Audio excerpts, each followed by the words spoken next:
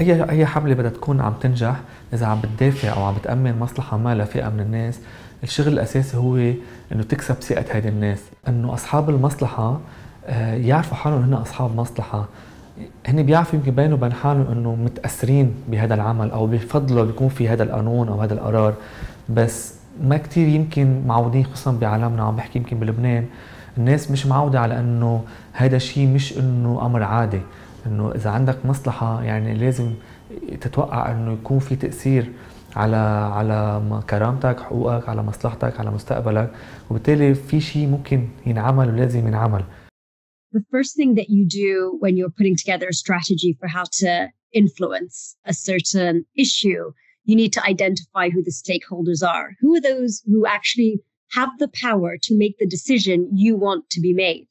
And who are those around them who can influence them to make that decision? And once you do that sort of mapping, it then becomes really important to know who you're dealing with, to prepare, to read around what that person has been saying about this topic, to ask other NGO partners when they've been in a meeting with that person, what have they said back to them?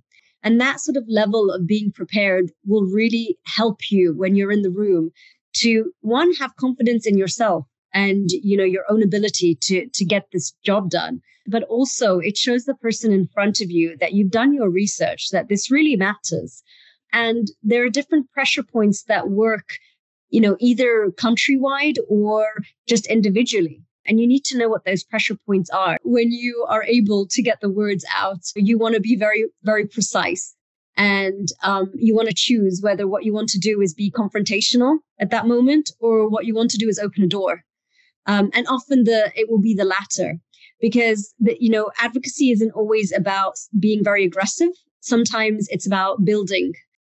Para nosotros comunicar eficazmente y dirigirnos hacia las partes interesadas de nuestros proyectos, de nuestras iniciativas o de nuestras ideas, tenemos que tener claro hacia dónde va nuestro enfoque. Luego, tenemos que tener bastante claridad en el mensaje. También saber en qué medio voy a transmitirlo.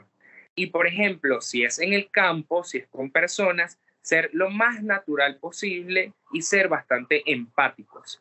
No utilizar lenguajes técnicos, a menos que sea con instituciones a las que haya que transmitirles una idea. Además, también siempre debemos preguntarnos a nosotros mismos, ¿a quién voy a dirigirme y por qué voy a dirigirme a ese público? I think to be prepared to be able to come up to someone who you're asking them to make certain changes is to firstly be very educated about what you're talking about. Be informed, update yourself with news when it comes to the issue that you're advocating for, with the latest statistics, etc. As a climate activist, when I approach my local members of parliament, I make sure that whatever it is I'm advocating for instance, recently I was talking about the offshore petroleum bill and I voiced out my concerns to the person who represents my constituency in the House of Parliament. So I made sure that I was very prepared. I knew the bill inside and out.